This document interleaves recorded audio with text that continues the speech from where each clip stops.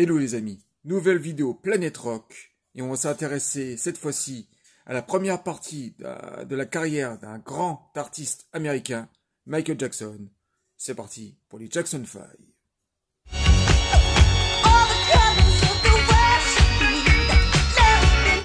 Les Jackson 5, super groupe des années 60 de rhythm and blues et de soul music. Et dans un deuxième temps, dans une deuxième partie de carrière, plutôt funky et disco. Les Jackson 5 sont formés de 6 membres au total, dont Randy, Michael, Tito, Jermaine, Jackie et Marlon. Et bien sûr, la première partie de la grande carrière de Michael Jackson. Avant de vous parler de ce super groupe des années 60 et de revenir sur la plupart des meilleurs albums de la formation, on va faire un petit récap sur la famille Jackson. Alors, la famille Jackson est née à Gary, dans l'Indiana, dans une famille assez pauvre. Le père, Joseph Jackson, la mère, Catherine Jackson, et 3 jeunes sœurs, qui sera Ruby, Latoya et Jeannette. Au sein de cette famille, il y aura beaucoup d'amour, mais aussi beaucoup de violence, parce que le père, passionné de musique et musicien à 16 heures, plutôt raté, va avoir tout de suite des ambitions de monter un groupe avec ses fils.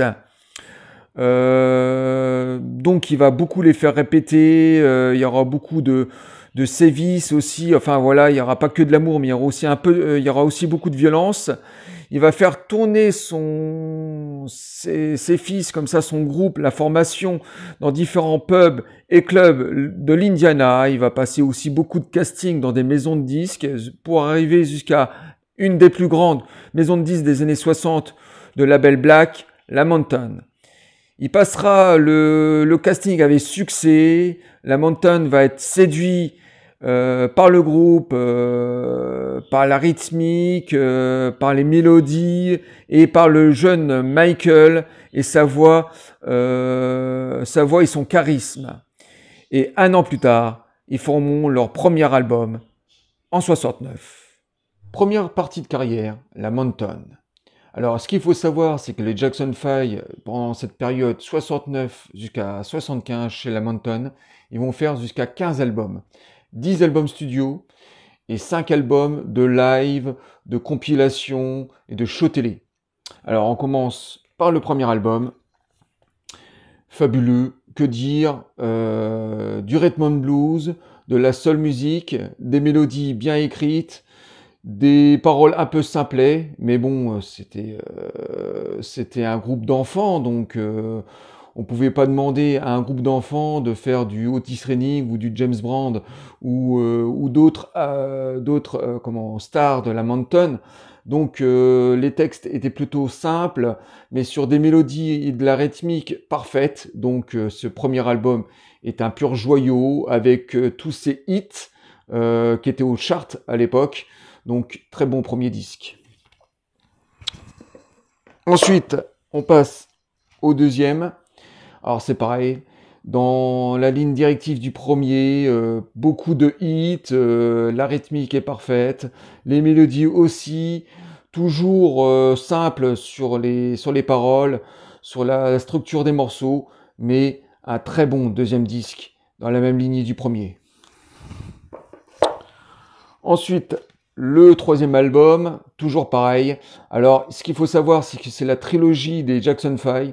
Les 3 albums sont tellement indissociables qu'on ne peut pas les séparer. Donc, c'est pareil, quelques hits. Alors, un petit peu moins que sur les 2 premiers albums, mais il y a eu quelques succès sur cet album. Et cette fois-ci, il y a beaucoup plus de rythmique, beaucoup plus d'improvisation. Un très bon troisième album. Ensuite, ce 4e album, donc un album spécial Noël, c'était la mode chez ce label, la Mountain. Toutes les stars faisaient des albums de Noël, et Jackson 5 bien sûr sont pas à part, donc c'est un album très facultatif qui se laisse écouter sans plus.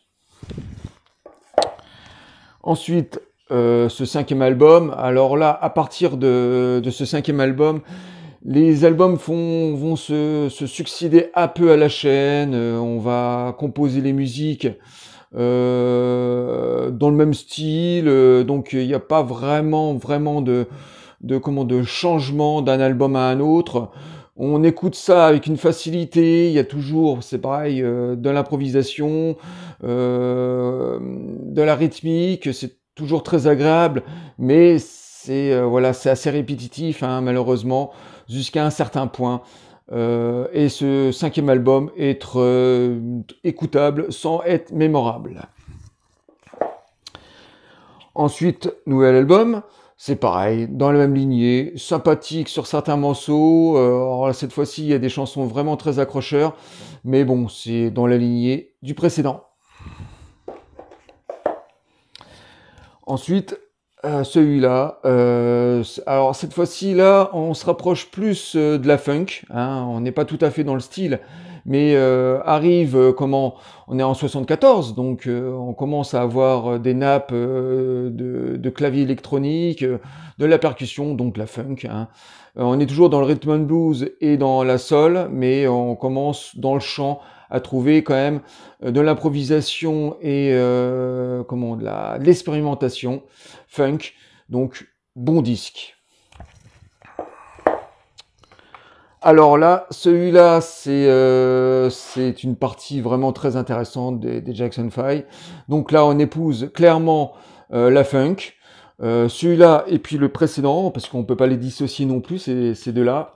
Et même le troisième, je dirais, même si celui-là est beaucoup moins bon, beaucoup moins accrocheur, mais en tout cas, pour ces deux premiers, là, on épouse totalement la funk, la soul music et le rhythm and blues.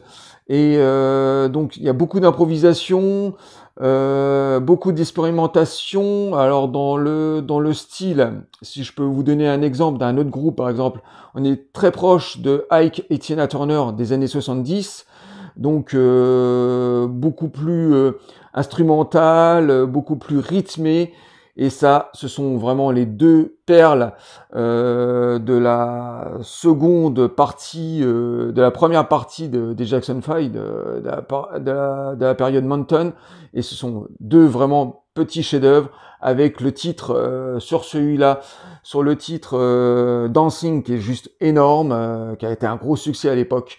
Donc deux excellents albums des Jackson 5 en fin de carrière. Et celui-là, comme je vous ai dit tout à l'heure, il est beaucoup moins accrocheur, il est dans la même lignée de ces deux-là, mais avec des chansons moins accrocheurs, voilà, beaucoup moins expérimentales, je dirais, que les deux autres. Mais bon, voilà, fin de carrière des Jackson 5, plutôt plaisant. Voilà, alors le temps que je les range. Et pour finir, je vais parler aussi de ces deux albums-là. Il me manque le troisième album, parce que Michael a fait des albums solo entre les albums des Jackson 5. Celui-là, c'est un album très accrocheur, intéressant, mais bon, on est toujours dans la structure Jackson 5, donc il n'y a pas vraiment de changement musical, de ligne directive. Donc il y a le tube Ben qui est dessus, qui était un gros morceau, qui a eu énormément de succès. Et celui-là, c'est un album intéressant, mais c'est pareil, il n'est pas au même niveau que le deuxième. Et puis il m'en manque un troisième, hein, c'est que j'ai pas, malheureusement que j'ai jamais réussi à mettre la main dessus, mais bon voilà, ce sont trois albums facultatifs qui sont intéressants de la période Jackson 5, trois albums de Michael Jackson. Et pour finir, je vais vous parler des cinq autres albums qui complètent la période Jackson 5. Donc cette toute première compilation des trois premiers albums des Jackson 5, donc à posséder, super best-of, avec quelques inédits, donc très bon première compilation. Ensuite, ce show télé de 73, c'est un show télé à l'américaine, donc avec des guest stars. C'est pas extraordinaire, c'est facultatif. Ensuite, Japan, une tournée des Jackson 5 au Japon, qui est très bonne prestation des Jackson 5 entre un live de 75. Ensuite, cette compilation à la fin de l'ère des Jackson 5, donc en 75, juste avant qu'ils quittent la Mountain. Donc très bonne compilation, mais une compilation tirée des 3 derniers albums. Et c'est pareil, une nouvelle compilation sur les 4 derniers albums, cette fois-ci des Jackson 5, intéressant, mais sans plus. Et tous ces albums, on les retrouve dans ce magnifique coffret. Voilà, ce magnifique coffret qui existe, qui a été édité il y a 12 ou 13 ans à peu près, qui était vendu pas très cher, même pas une soixantaine d'euros pour l'intégrale des Jackson 5, donc les 15 albums en série limitée. Et comme vous pouvez le voir, c'est un très très beau fourreau, style 17, voilà. Et tous les albums sont dedans, voilà. Et donc c'est le seul coffret intégral, en tout cas que je connais de la formation. Et je crois pas qu'il y en a eu d'autres, mais en tout cas celui-là est un joyau. Il est sorti il y a une quinzaine d'années en série limitée. Voilà, on a fini cette première partie des Jackson 5 et maintenant on va passer à la période The Jackson. Deuxième partie de carrière des Jackson 5, Epic Records. Alors, le groupe quitte la Mountain définitivement en 74 et dès 75, Joseph Jackson signe un nouveau contrat avec Epic Records et va commencer la période plutôt funky et très disco des Jackson. Pour ma part, la meilleure période. En même temps, Jermaine quitte le groupe, reste chez la Mountain parce qu'il avait produit un premier disque qui avait eu du succès. Jermaine est remplacé par le plus jeune des frères Jackson, il me semble que c'est Randy qui rejoint le groupe. Et à partir de là, va sortir dès 75 leur premier album, qui est The Jackson, tout simplement. Alors cet album est extraordinaire, pourtant c'est une période assez délicate pour le groupe, parce qu'il faut qu'il se refasse un nom. Déjà, on quitte la soul music et le rhythm and blues pour s'attaquer à la musique funky, donc bah voilà, changement de rythme, changement de style, donc le public doit s'adapter. Donc le premier album est assez compliqué, les ventes étaient très limitées. Pourtant cet album est excellent, il y a plusieurs titres qui sont devenus des hits par la suite. C'est très enjoué, ça donne la pêche quand vous l'écoutez. Voilà. Et puis Michael est beaucoup plus âgé, donc sa voix a changé, donc voilà, il a une structure très reconnaissable. Donc très bon premier album des Jackson. Ensuite, on continue sur ce deuxième album qui est malheureusement un album assez méconnu, je dirais, de la période des Jackson 5 parce que voilà, c'est celui-là qui a le moins de succès, qui s'est moins bien vendu hein, dans une période assez trouble du groupe. Et pourtant, j'adore cet album. C'est pareil, il y a beaucoup d'imagination, il y a au niveau de l'écriture, il y a beaucoup d'expérimentation. Il y a beaucoup de claviers électroniques, beaucoup de guitares saturées. Il y a beaucoup de rythmique. Michael est en voix, il est vraiment parfait. Un très bon deuxième album pour ma part, malheureusement un petit peu oublié dans la carrière des Jackson 5. Alors là, on va commencer à taper dans du lourd, hein, dans le succès retrouvé des Jackson 5. Donc Destiny est une perle dans la deuxième carrière des Jackson. Il y a plein de hits dessus, de titres mémorables qui fera redécoller la carrière, la seconde partie de carrière des Jackson. Que dire sur ce petit chef-d'œuvre qui a eu énormément de succès à son époque et qui va devenir un album de légende aujourd'hui, Destiny.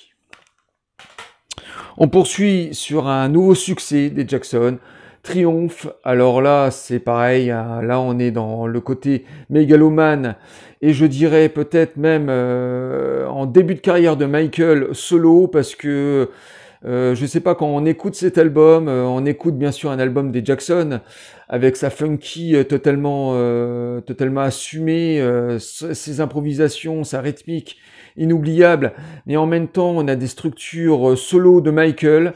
Donc je dirais que pour l'histoire, on commence à être dans la mégalomanie de Michael et des Jackson, parce que les clips promotionnels qui vendaient cet album, ben voilà, on est totalement dedans, avec des clips comme ça qui avaient des scénarios, qui allaient dans toutes les directions. Donc, un nouveau triomphe des Jackson.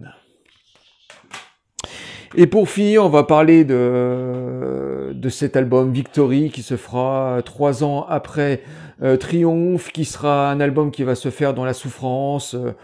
Il y a beaucoup de dissociation au sein du groupe. Michael est tout seul.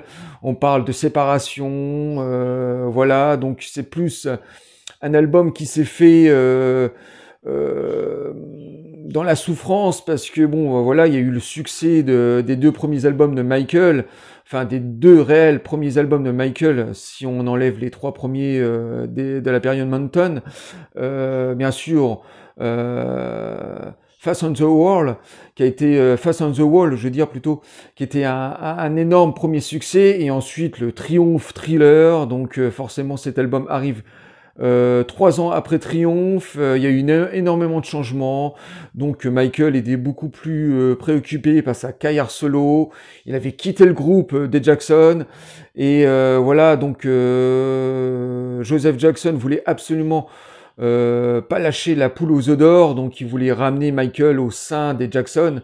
Donc il y a eu une négociation, et cet album s'est fait, bien sûr. Alors il y a eu des impacts de fait. Voilà, Michael s'est dit, voilà, moi je veux bien revenir, mais je veux avoir mes propres chansons quasiment solo. Donc donc l'album se fait en 2 temps, hein. Il y a ces albums, ces chansons, je veux dire ces titres qui sont traités pour Michael, d'ailleurs accompagnés par des guest stars. Il y a des musiciens de Toto, du groupe Toto, qui jouent sur cet album. Il y a Freddie Mercury à l'écriture, et il y a aussi Mick Jagger qui chante sur un des morceaux, et d'autres morceaux qui sont composés pour les Jackson. Donc tout ça est très divisé, donc on le ressent dans l'écriture et même dans la structure de l'album. Ça reste quand même un excellent album des Jackson, et de nouveau un succès, mais le dernier des Jackson. Après, ce sera le départ de Michael pour sa carrière solo, bien sûr, mais un album qui s'est accouché dans la douleur. Et puis pour finir, on va parler du dernier album des Jackson, qui se fera 3 ans plus tard, je crois en 86-87, qui s'appelle Jackson Street sans Michael. Alors je ne l'ai pas parce que j'ai toujours eu peur de l'acheter, parce que après le départ de Michael, je me suis dit ça va sûrement être beaucoup moins bon. Donc je l'ai écouté, c'est pas mal, mais il manque l'essentiel, bien sûr, il manque quelque chose. Et ce sera le dernier album des Jackson avant la séparation du groupe. Par la suite, ils feront quelques apparitions avec Michael, surtout au début des années 2000 pour le show anniversaire de Michael, la reformation donc des Jackson. Et ensuite, après la mort de Michael, il y aura de nouveau une reformation des Jackson, qui aura une tournée qui va marcher plus ou moins. Ils feront une 40-50 de dates sans vraiment beaucoup de succès. Et après ça, bon, bah voilà, à nos jours, on n'a pas de nouveaux albums, ni de nouvelles tournées. Et voilà, quoi. Et là, je vais terminer aussi cette période Jackson par vous parler de quelques pirates, parce qu'il n'y a rien de vraiment officiel au niveau des concerts filmés, des tournaires filmés. Il n'y a rien d'officiel, et de quelques albums officiels cette fois-ci. Alors, je vais parler de ce pirate-là. Donc là, c'est de la tournée Bad, mais sur ce DVD, ils ont mis un show télé de 75 à Mexico des Jackson 5, juste excellent, vraiment. Voilà, on voit quelques photos derrière. Donc un show télé de 1h15 avec une prestation des Jackson 5 vraiment exceptionnelle, très enjouée, avec beaucoup d'improvisation. Enfin voilà, c'est vraiment un excellent show. Et l'image est correcte, enfin, c'est une image VHS, son remasterisé en stéréo, et c'est une très belle copie pour un pirate. Donc excellent show de 75 des Jackson 5. Ensuite, la tournée Destiny, donc c'est un live de 79. Un live de 79, très bonne prestation des Jackson, avec Michael qui se met en avant, voilà, un showman qui éclipse bien sûr le reste du groupe, hein, commence à avoir l'artiste en œuvre, donc une très bonne prestation de la tournée Destiny de 79. Ensuite, un nouveau pirate de la tournée Victory, donc ce combo, parce qu'il est très bien fait pour un pirate, parce que non seulement on a le DVD du show à Toronto complet, en plus il est accompagné d'un double CD du même show en musique, et un extrait de 20 minutes du live de Los Angeles, toujours de la tournée Victory. Sur le DVD, on retrouve tous les clips Pepsi, des pubs Pepsi que les Jackson avaient tourné à l'époque, et surtout la prestation du show télé de l'anniversaire de la Mountain, avec toute la prestation complète et les chansons chantées de Billie Jean, de Michael Jackson. Donc rien que pour ça, voilà, c'est vraiment un pirate à posséder. Bon, il existe énormément de pirates de la tournée Victory, dans des qualités tous plus ou moins respectables, et le DVD qui accompagne, l'image est correcte, un peu tremblante, un peu sautante, mais bon, on va pas se plaindre, hein, on n'a rien d'officiel, donc faut prendre ce qu'il y a. Et par contre, le double CD qui reprend le concert en musique, lui, le master a été remasterisé, donc c'est très clair, très agréable à écouter. Et puis la prestation de l'anniversaire de la Mountain, ben c'est pareil, remasterisé, de très bonne qualité. Les pubs Pepsi, c'est pareil. Donc, et en plus de ça, j'avais oublié de vous citer qu'il y avait aussi les versions longues de certaines chansons de l'album Victory qui étaient rajoutées dessus. Voilà, et puis le coffret est très bien fait. Pour un pirate, tous les menus sont très très bien faits aussi. Voilà, il y a un petit livret explicatif à l'intérieur avec quelques photos, voilà, avec toutes les dates, avec beaucoup de photos. Donc c'est fait avec amour, hein, pour un pirate. C'est quand même très très bien fait. C'est le seul de Victory que j'ai, et je pense que je vais le garder encore très longtemps.